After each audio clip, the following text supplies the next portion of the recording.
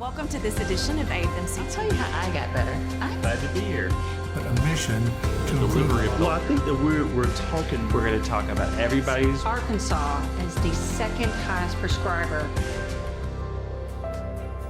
Welcome to AFMC TV. I'm Robin Ledbetter. Thank you for joining us. Today I have with me Dr. Brian Bell, and he is the Chief Medical Officer for Arkansas Hospice. Dr. Bell, thanks for being here. Thank you for having me. So tell us what Arkansas Hospice does. It's a little bit different than we might think. Yeah, so kind of the elevator speech, I guess, we are here for individuals and families who are facing life-limiting illness, right? And for them, we put together a program that's going to meet their needs, right? And that program is both comprehensive and multidisciplinary. So let me just break that little elevator speech down for you. So when we talk about patient and family, or the individual in the family, we look at that as the unit. Most physicians or medical practices, it's the patient's our center of care. But for hospice, and even for palliative care, our center of care is both the family and the patient or that individual that has that serious illness. Second thing is we have a comfort care plan, which is a little different. Usually it's a life-prolonging care plan. So we want to focus on quality of life and things like that. So our program that we develop, our plan of care, is really about comfort. It's comprehensive, being that what happens is in healthcare today, right? You have your primary care doctor, and you have your pharmacy, then you have your hospital, and you have all these disparate groups that come together for your healthcare. When you come into hospice, they really coalesce those things all together. So when you come into hospice, you get a physician, you get a nurse, you get a social worker, you get a acute hospital stay, you get all your medicines, all your DMEs kind of under one program. So you really never have to go out from underneath that umbrella of hospice. The second thing is multidisciplinary, meaning we have multiple disciplines, and that kind of comes from our founder. Dame Cicely Saunders was the founder of hospice. So in the 60s, she founded the first hospice in London. And so her thought was there's something called total pain or total suffering. And that can be physical, emotional, spiritual, all those things. And really, a physician is not going to treat spiritual pain. We really need a chaplain. So when you come onto hospice, you get this whole team of people, right? You get the physician, you get an RN, a chaplain, a social worker, a CNA that can help out with, baths and those type of things. You also get things like a bereavement counselor, right? A grief counselor. You get volunteers. So you have this whole team that surrounds you and supports you through this transition time in your life. So it's really great. So I've seen you refer to a family of care, and that's kind of how you're describing it. Yeah. It's all of these people that create this family Right. of care for the patient. Right. So I think that's two ways to look at it. It's the family inside the hospice, that team, that family that surrounds the family and the patient. But also we've developed an external family, meaning we have different programs now. So 30 years ago, we were founded. It was a hospice program, and that's what it was, and it did great. But over time, things have evolved. And so about 8 years ago, we started something called Arkansas Palliative Care. And that program takes the principles of hospice. It's probably not as that comprehensive as the hospice program, but it takes those principles and gives it to patients maybe who are not hospice appropriate at that time. Or maybe they don't want to go on hospice. And so it can take those principles and put it in a population that we weren't serving before. So we did that about 8 years ago, and so through that, especially through the COVID, and with that program, we're not that comprehensive care. We work with home health, and we work with the primary care doctor. So we're kind of still in that system, not that comprehensive system, but we work within the other system. So from there, we thought, all right, through COVID, we see these patients mostly in their homes or in assisted livings or nursing homes, and so it's not a clinic-based practice. We meet the patient, just like hospice does. We meet that patient where they're at, where they're living. And we've gone to hotels, motels, wherever they're at, sometimes not nice places, but that's okay. We take care of everyone equally, no matter, what their status is, socioeconomic status. But what we saw was, even through the COVID, these patients are too weak to get in to see their doctor. And we were working with their doctor, and we would call them up, hey, we need to get this blood pressure medicine. Well, I ain't seen the patient in 2 years. So we at that time said, all right, we need to form a primary care practice where we take over. So we're writing their blood pressure medicines, their diabetes medicines, we're ordering the home health. So then we started this program called Arkansas Advanced Care. So when we say that's a family, we now have this family of services and products that we can give to patients facing furious or end of life, and have that and they can fit in one of those different models that we have. So if they're not in the hospice model, they may be in the palliative care model, or they may be in our primary care model, trying to meet the needs of the patient. Interesting. So multi-level. Right, Nice. and multi-level, and really, hospice was just on that very tail end, and so we sometimes get to take care of them 10 years before they get there. And so before we were kind of boxed into the 6 months or less prognosis kind of thing. But now with these programs, we're interacting with this group of patients and their families for years prior to death. And all of these phases are about quality of life. Yeah. So that's our focus. It's comfort-based care, right? And so what modern medicine has really done a good job is lengthening life, having a longer lifespan, right? So that's what all of this is about. And it's great. Everybody's living longer. The problem is we're not living better, right? Our quality of life. So you may have bought 5 years, but what have you bought in those 5 years? And so what I like to say is we like to improve quality of lifespan, right? So whatever you have in those 5 years, how can we make that 5 years better? Can we treat your pain better? Can we be able to come into your home and not have to go to see the doctor? You're too frail because sometimes you get so weak. Just to get out of the house is so hard. So with our primary care program, we bypass that. We bring the clinic to you. It's funny, I just had a phone call. We just bought a little suitcase. And it's just like a little carry-on suitcase, and it's a mobile clinic. And you push a button and it pops up about this high, and it's got like little Skywalker legs. It's aluminum, and it's got a ultrasound, it's got EKG, it's got your camera on there. And so it's basically a mobile clinic that we can wheel into someone's home or to an ALF. Has almost everything on there that you would find in a clinic in this little suitcase, and then you push it down, it goes back in the suitcase, you roll it onto the next patient or roll it into someone else's home. So trying to do some innovative things out there. Well, very innovative. And so how does your continuum of care fit and enhance patient care in a healthcare system? Yeah, so the healthcare system today, I talked about that before, it's very fragmented.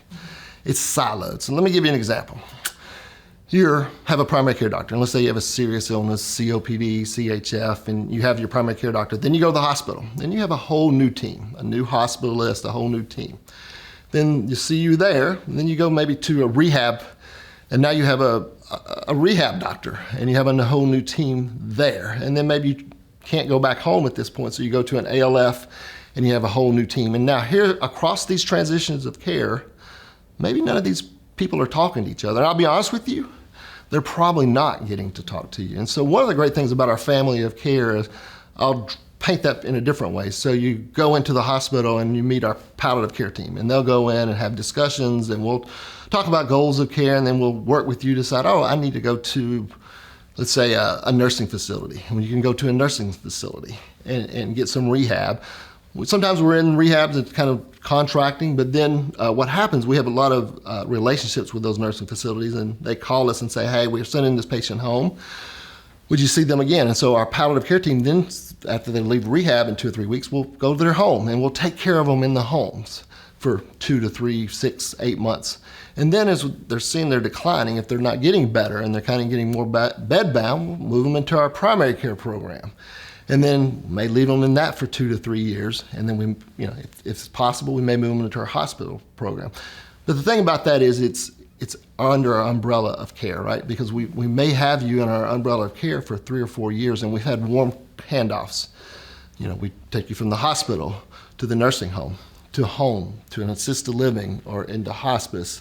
That doesn't happen in medicine. Doctors really don't, if you're a primary care doctor, you don't go to the hospital. You don't go to the nursing home. When I got into practice years ago, I didn't have a hospital, but I had a nursing home, so I took care of patients everywhere. And in the old days, the Marcus Welby days, right? The doctor who got up every morning, rounded at the hospital, went in to see 50 patients, went back by the hospital, and then stopped off at the nursing home, and then did a home visit at 10 o'clock at night. Well, that world does not exist anymore. But with this family of care, this continuum of care we got now, it's much more possible. And it's one of the things I've always loved about my job, because I can actually see them through each step of the way. I don't have to hand them off anymore.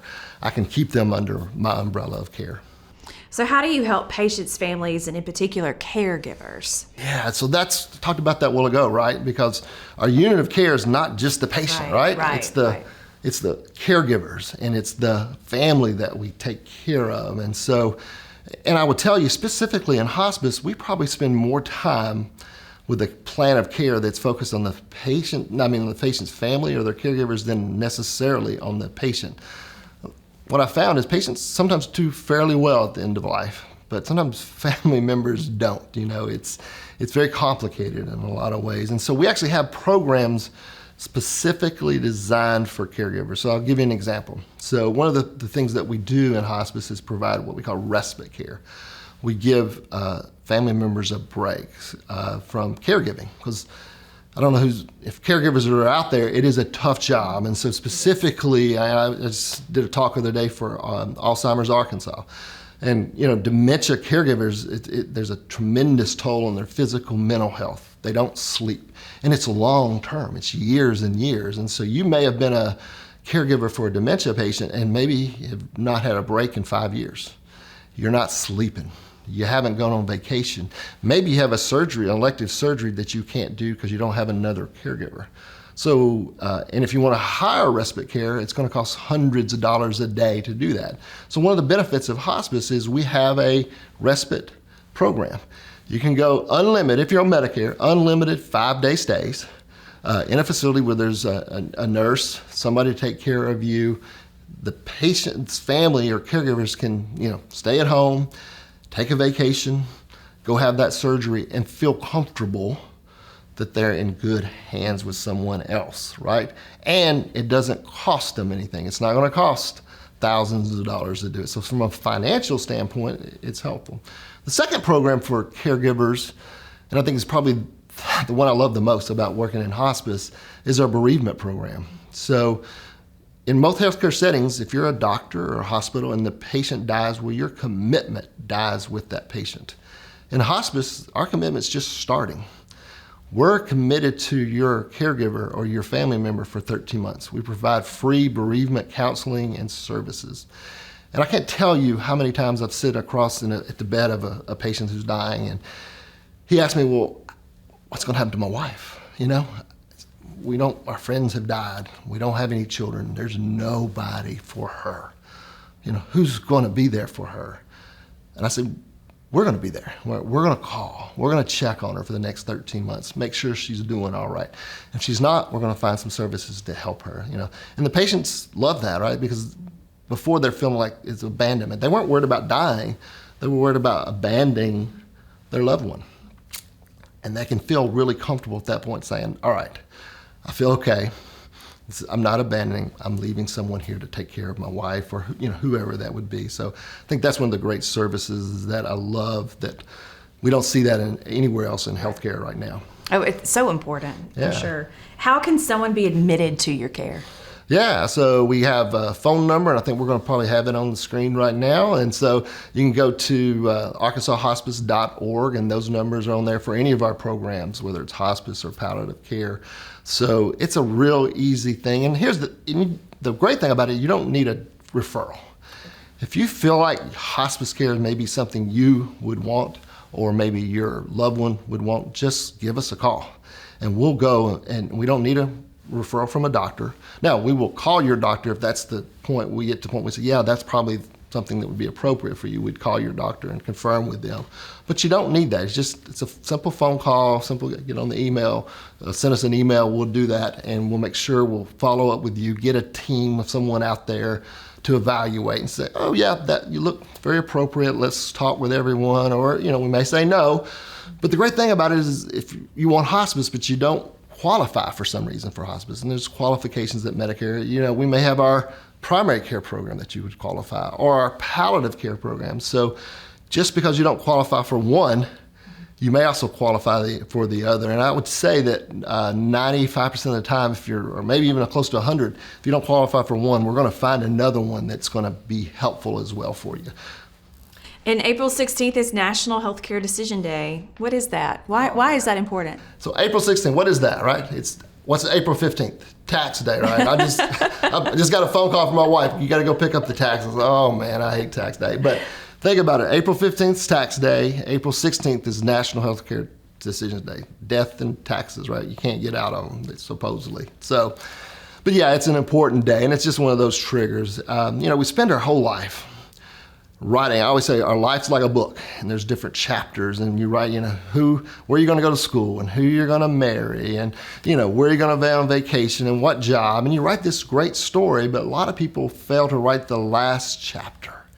Right, they're either incapacitated, they can't tell the story, and the last chapter is important. Right, in great books, we find out who done it, who killed them, or the great love story, or whatever that is. But they leave that to chance. They don't leave a completed document, or they don't have a healthcare power of attorney that they've talked to who can make decisions, because so many times I'm in the hospital and you're just fine. You're a healthy 80-year-old mowing the grass, and all of a sudden, God forbid, you have a stroke or something happened. Now you're in the ICU facing some very difficult decisions, and you never told anybody what you would want. And I'll be honest with you, it's a gift that you not only you give it to your family, because I see these people struggle with this decision. Well, Daddy never told me what he wanted. Mm-hmm. And now they're facing this difficult decision they may need to make without any guidance. And so by going ahead and filling out an advance directive or a healthcare power of attorney, and having these conversations, talking with your proxy decision maker, it's going to, first of all, help you get what you want as you approach that end of life situation, but also it's going to give them the gift of knowing what you would want, so they're not feeling like they're making that decision. So if you're 18 and older, go ahead and get the advance directive, complete your advance directives and things. There's other ones, healthcare powers of attorney. Get those things done. It's important. So before we close, tell us, how can someone get involved? Do you need volunteers? Do you need healthcare providers? What do you need? Oh, we need it all, right? We want everything, right? So obviously we're a not-for-profit, so we always volunteers. And another great unique thing about hospice, we're required to provide 5% of our time has to be volunteer time.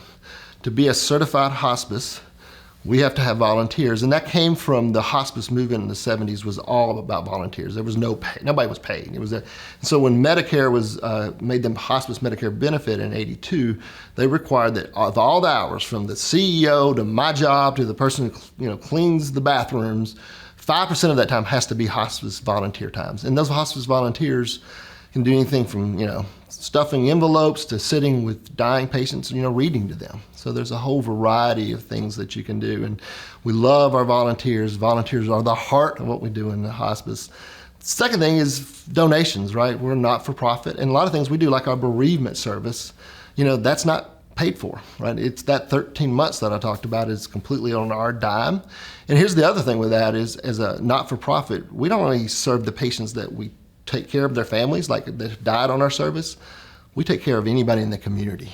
So if you're grieving, you're having unresolved grief or bereavement, even if you were not on Arkansas Hospice, we will bring you into our family and treat you just like you were, because we feel like that's our mission. That's what we're supposed to do. So we need the donations. And the last thing, we have a party at the Plaza. It's occurring very soon. I think we'll have some information out there about where that is. It's going to be down in Argenta on April 27th. What is it? It's a party. I mean, obviously hospice and party doesn't always go together, but it is a party. And so we have bands and local bands that are coming, and there's going to be people there that can talk about hospice and palliative care there, but there'll be things for kids, and it's going to be a great event. But all that money, since we're not-for-profit, goes to help patients. And that's one of the reasons I love being a not-for-profit. I don't worry about paying shareholders, right? I get to decide, all right, all this money that we raise can go directly back to caring for the patients and their families. Well, Dr. Bell, thank you for coming on today and talking about the important work that Arkansas Hospice is doing, and I hope that you have a successful event. All right. Well, thank you so much. And that's it for this episode of AFMC TV. Thanks for watching, and have a great day.